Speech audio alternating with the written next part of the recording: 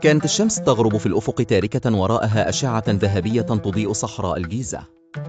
في ظل هذه الأجواء المهيبة، انطلق العمال المصريون القدامى للعمل على بناء الأهرامات الخالدة.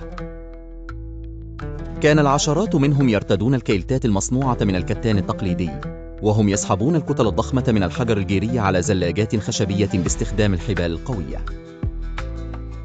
في الخلفية تبرز الأهرام غير مكتملة البنيان، وتسامق نحو السماء بينما تستلقي الرمال تحتها كالبحر الواسع. المشهد مليء بأدوات البناء القديمة والصقالات الخشبية التي تدعم هذا المشروع العظيم. يشرف على هذا العمل المضني ناظر مصر الأعلى، رجل ذو مكانة رفيعة يرتدي رداء مزخرفا بعناية.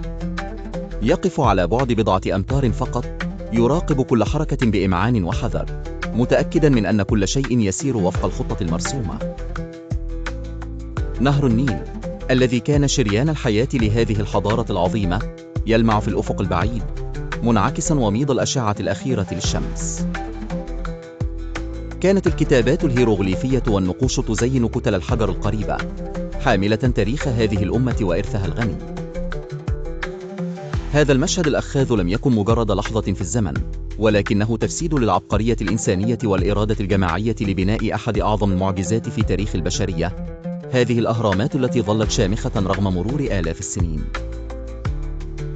لقد تمكن المصريون القدماء بقوتهم وابتكارهم من ترك بصمة خالدة في التاريخ.